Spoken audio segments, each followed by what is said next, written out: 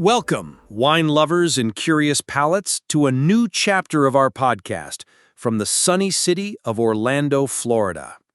I'm Louis, your host and trusted sommelier here at Hogar de Vinos, and I'm thrilled to share this journey with you. Today, we're uncorking a topic that I'm sure sparks curiosity and sometimes even a bit of confusion for many: the reliability of wine scores. Have you ever stood in front of a wine store shelf, staring at those labels with numbers promising glory or excellence? Have you wondered what they really mean? Can we blindly trust them?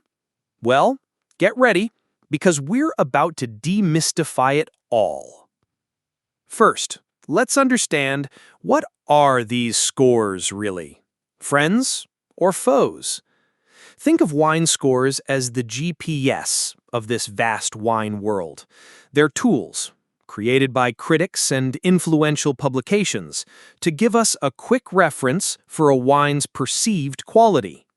The most common system, the 100-point scale, was popularized by the legendary Robert Parker Jr. in the 80s. A wine with 90-plus points? That's a rock star. It's like the Oscar or Grammy of wine, right? But there are also 20-point scales, like the one used by the great Jancis Robinson, and even star-based systems or descriptive ratings. The idea is simple: to help consumers navigate an ocean of options. But here comes the big question: are they always reliable? My answer, dear listeners, is a resounding yes, but with fine print. And that fine print is what we're about to explore. To understand reliability, first, we must recognize something fundamental. Wine is a sensory experience, and taste is inherently subjective. No matter how trained a taster is, their palate is unique. Think about it. Does everyone like the same music? Or the same type of food? Of course not. Wine is the same. A critic might adore bold, concentrated wines with heavy oak, what some call the Parkerized style, and which I sometimes joke is like a flavor punch. Another, like Jancis Robinson, might prefer elegance, freshness, minerality, and typicity. It's like the eternal debate between classic rock and jazz lovers. Both are great, but they speak to different tastes. I remember a blind tasting where two very different wines received contrasting scores from two experienced critics. One loved the fruity explosion of a Tempranillo from Ribera del Duero. The other was captivated by the subtle complexity of a Burgundy Pinot Noir. Both wines were excellent, but they spoke different languages to each palate. That's the magic and challenge. But it's not just the critic's palate. The tasting conditions are absolutely crucial. Imagine trying to appreciate a symphony amid the noise of a construction site. Impossible, right? A blind tasting, where the critic doesn't know what wine they're drinking, is the holy grail of objectivity. It eliminates biases, like knowing it's an expensive wine or from a famous winery. If the taster knows they're drinking a Vega Sicilia, for example, their mind might expect excellence before even tasting. The tasting order matters too. A robust, tannic red tasted before a delicate white can make the latter seem insipid, by contrast. Temperature and glassware also play a role. A wine served too cold loses its flavor. The same wine, too warm, feels alcoholic and heavy. And that little detail? It's never noted next to the score. And the glass? The glass. It's the wine's soundboard. A proper Bordeaux or Burgundy glass enhances aromas.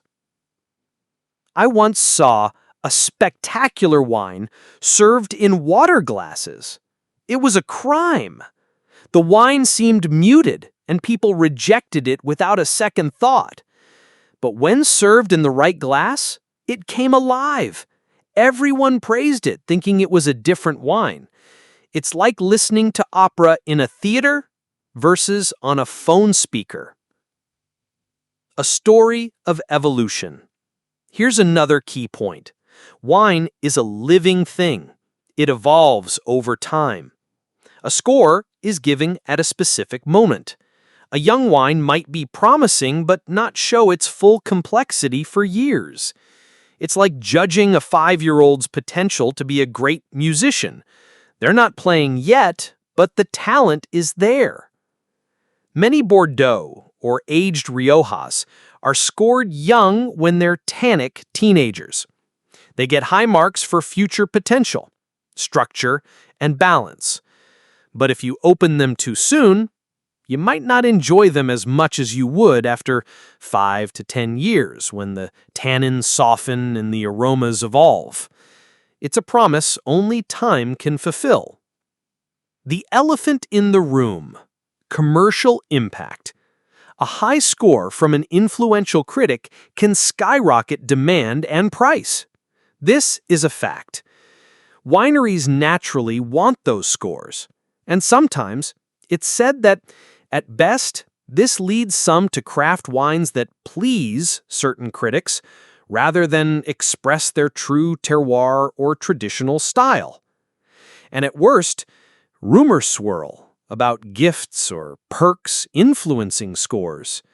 But great critics, like James Suckling, Tim Atkin, or Spain's José Penin, are professionals with impeccable ethics. Their reputation relies on independence and deep knowledge. They're the guardians of quality. So, how to use scores wisely? Think of scores as a tool, a compass, not a definitive map. Here's my sommelier advice to make the most of them. Know your critics. If your palate aligns with Robert Parker's, you'll likely enjoy his high-scored wines. Prefer classic, elegant wines? Follow Jancis Robinson. Don't just look at the number. Read the tasting notes. Why a wine got that score is far more valuable than the score itself. Trust your own palate. The only opinion that truly matters is yours. Scores are great for exploration, but the wine you love is always the best wine for you. Experiment. Try wines with different scores. An 88 or 89 point wine might be a hidden gem with unbeatable value and surprise you more than a 95-pointer. So next time you see a score on a bottle, remember, it's more than just a number. It's an expert's snapshot under specific conditions. Use it as a discovery tool, not an unbreakable verdict. The real wine journey is in every glass you explore with curiosity and joy. I hope this episode of Hogar de Vinos has sparked your curiosity and inspired you to explore the wine world with a more informed eye and a trained palate. Follow us on social media, share this episode with fellow wine lovers, and leave us your comments and questions. Do you chase high-scored wines, or do you prefer to be the critic? Your feedback fuels Hogar de Vinos. Join our community and let's keep uncovering wine's wonders together. It's been an honor sharing this knowledge with you. Until next time, savor every sip. Remember, wine is best appreciated when best understood.